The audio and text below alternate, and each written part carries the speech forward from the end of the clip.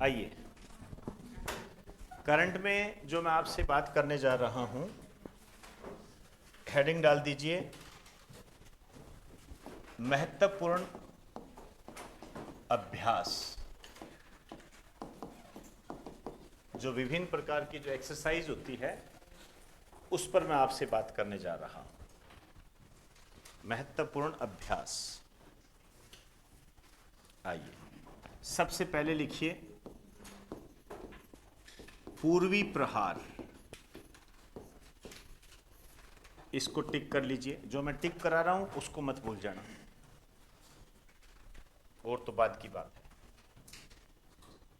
पूर्वी प्रहार।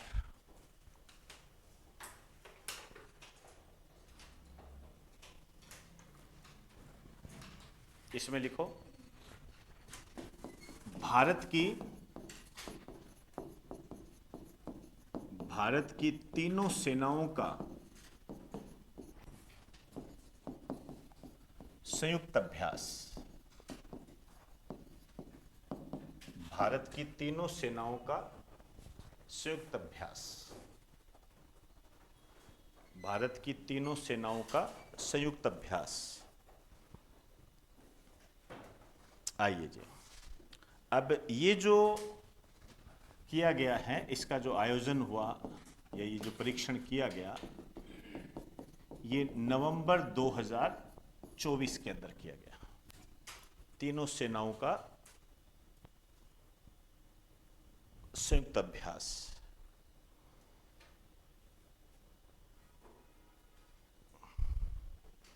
आइए, आप जानते हो एक बात उठी थी कि एक नियंत्रण रेखा है हमारी, LAC। नाम सुना? LAC नियंत्रण रेखा है हमारी। LAC आपके एग्जाम में आई हुई है। ये किन के बीच में है?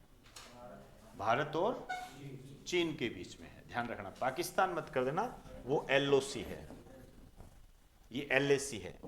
इसको कहते हैं line of actual control. Hindi में कहते हैं वास्तविक नियंत्रण रेखा। ये भारत और चीन के बीच में है। यहां से सेना की वापसी हुई थी, इस कारण से ये किया गया था। तो इसमें एक लाइन लिख दीजिए, पूर्वी लद्दाख में LAC, पूर्वी लद्दाख में LAC वास्तविक नियंत्रण रेखा।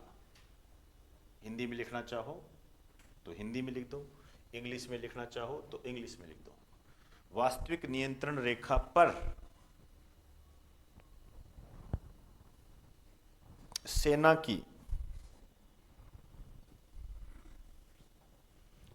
की वापसी के बाद किया गया। सेना की वापसी के बाद किया गया।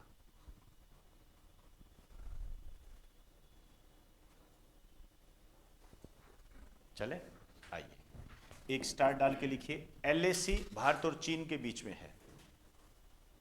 LAC भारत और चीन के बीच में है।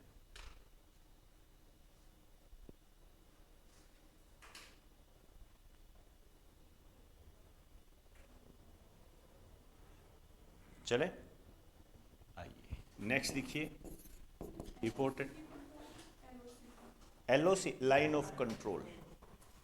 LOC लाइन ऑफ कंट्रोल होता है। ये याद कीजिए, मैंने दिवाली के समय आपको ये एक डायग्राम भेजा था, वो पूरा मैंने बताया हुआ है ज्योग्राफी में, वहां भी आप इसको देख सकते हो। लाइन ऑफ कंट्रोल है ये भारत और पाकिस्तान के बीच में। ध्यान रखना, LOC अलग है, रेड क्लिफ रेखा अलग होती है। रेड क्लिफ अलग, वो भी भारत और पाकिस्तान के बीच में है। लेकिन मैंने आपको बताया था कि जो LAC है वो इधर होती है, बॉर्डर, ठीक है, और रेड क्लिफ रेखा आगे है इधर।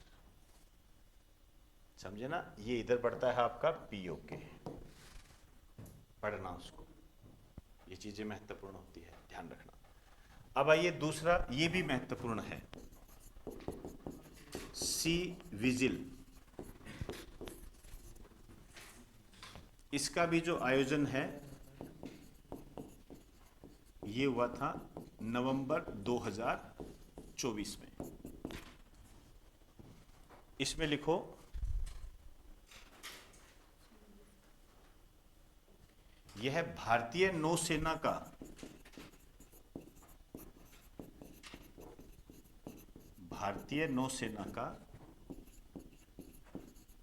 तटीय रक्षा अभ्यास है। तटीय रक्षा अभ्यास है। तटीय रक्षा अभ्यास है। ठीक है, ये नौसेना से संबंधित है। तटीय रक्षा अभ्यास क्या होता है? तटीय सीमा पर, भारत की तटीय सीमा क्या होती है? ये इस तरीके से, आप जानते हो, ज्योग्राफी में पढ़ते हैं। ये 9 राज्य है यहाँ पर, गुजरात है, महाराष्ट्र है, गोवा है, कर्नाटक है, केरल है, तमिलनाडु है, आंध्र प्रदेश है, ओडिशा है, पश्चिम बंगाल है।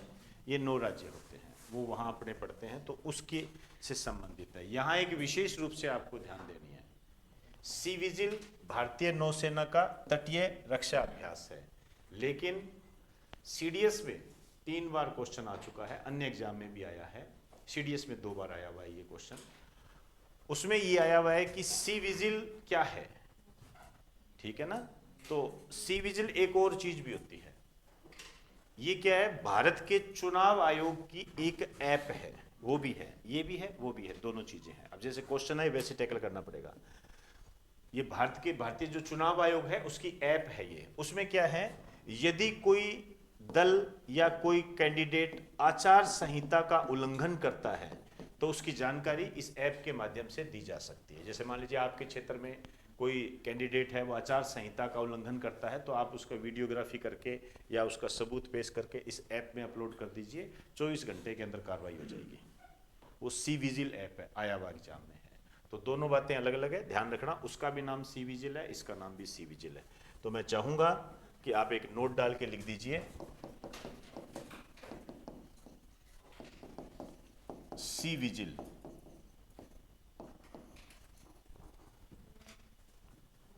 इसमें लिखो यह भारतीय चुनाव आयोग की, यह भारतीय चुनाव आयोग की एक ऐप भी है, एक ऐप भी है जिसके तहत आचार संहिता के, जिसके तहत आचार संहिता के उल्लंघन की जानकारी दी जा सकती है।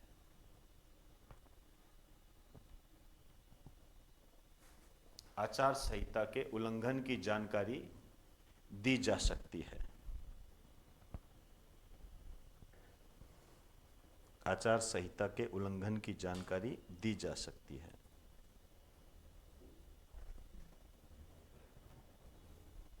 चले, आइए तीसरा लिखिए, विनबैक्स 2024। विनबैक्स 2024।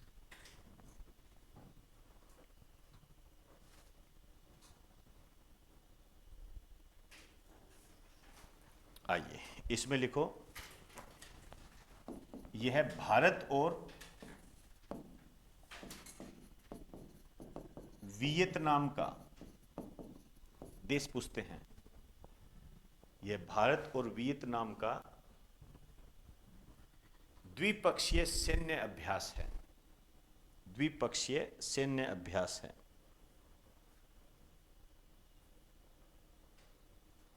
द्विपक्षीय सैन्य अभ्यास है।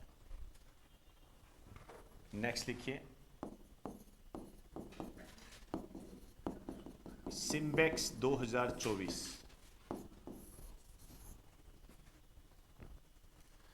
सिम्बेक्स 2024। 2024। इसमें लिखो, यह भारत और सिंगापुर का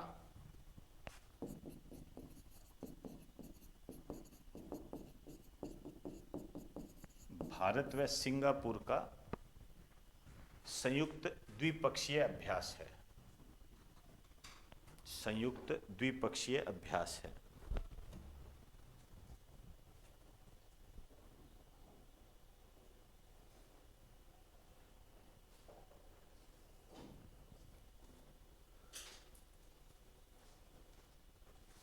चले, आइए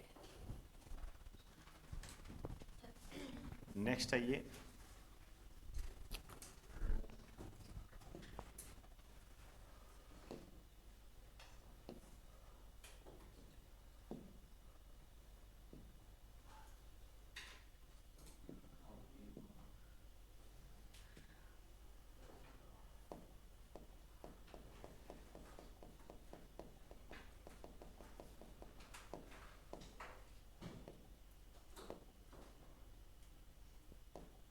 चलो, भगवान बिरसा मुंडा की 150वीं जयंती।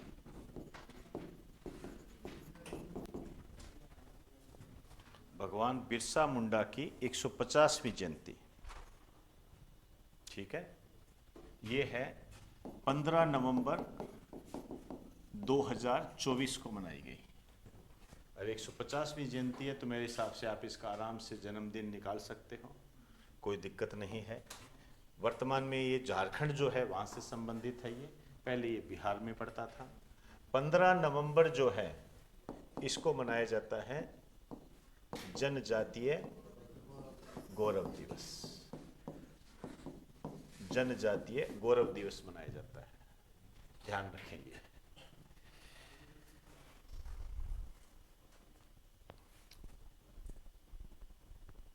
चले, तो बिरसा मुंडा आप समझते हो आदिवासियों से संबंधित है, ठीक है। प्रधानमंत्री जनमन योजना भी स्टार्ट की गई थी, ठीक है ना, 2023 के अंदर ही 15 नवंबर 2023 को स्टार्ट की गई थी प्रधानमंत्री जनमन योजना, जिसमें 9 मंत्रालयों के तहत आदिवासी जो कि विशेष रूप से पिछड़े हुए हैं उनके कल्याण के लिए है वो। ये भी एक अच्छी योजना है, ध्यान रखना। आपको करवाई हुई है, राजस्थान के बच्चों को भी कराई हुई है, इंडिया लेवल पे भी कराई हुई है, तो उस पर भी अच्छे क्वेश्चन आने की उम्मीद बढ़ती है। ये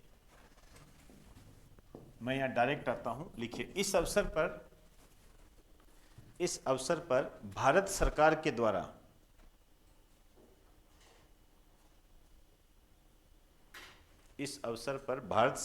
द्वारा पहला लिखिए,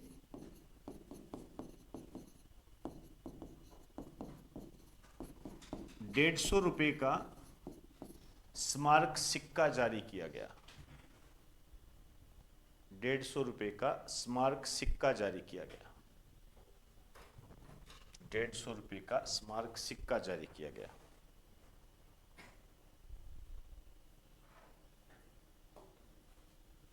दूसरा लिखिए,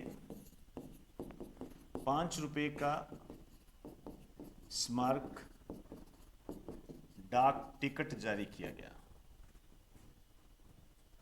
डाक टिकट जारी किया गया।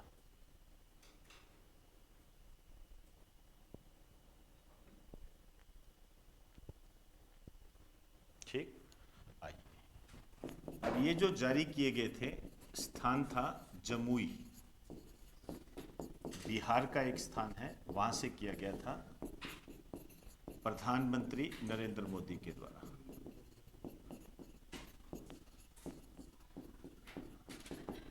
प्रधानमंत्री नरेंद्र मोदी के द्वारा इसको जारी किया गया था।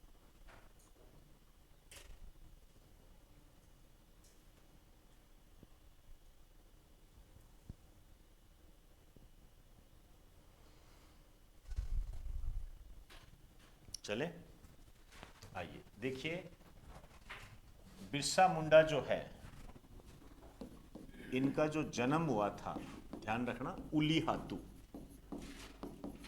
उलीहातू एक गांव है वहां पर, झारखंड। 150वीं जयंती है, इस कारण से ये चीजें महत्वपूर्ण बन जाती है। उलीहातू झारखंड का एक गांव है, उलीहातू, वहां पर इनका जन्म हुआ था और जन्म कब हुआ था ये आप निकाल लेना भाई, ठीक है ना। 15 नवंबर 1800, आगे आप देख लेना।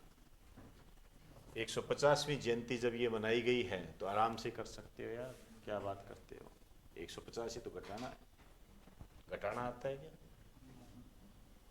है? नहीं, नहीं आता तो सीखना पड़ेगा भाई, मैं थोड़ी सिखाऊंगा। ठीक, आइए एक बात और लिख दीजिए, लिखिए इस अवसर पर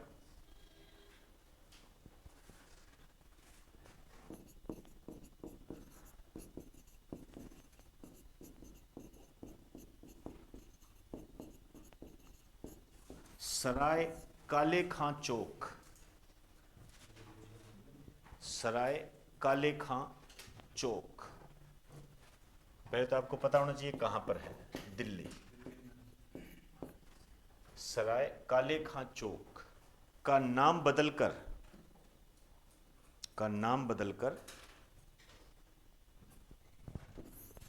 भगवान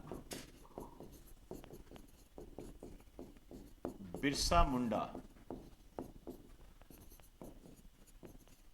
चौक कर दिया गया है। ये अच्छे क्वेश्चन होते हैं, ध्यान रखना। सराय काले खां चौक का नाम बदलकर बिरसा मुंडा चौक कर दिया गया है। क्लियर होगी बात सारी? ठीक, चलिए इसके आगे की बात कल करेंगे।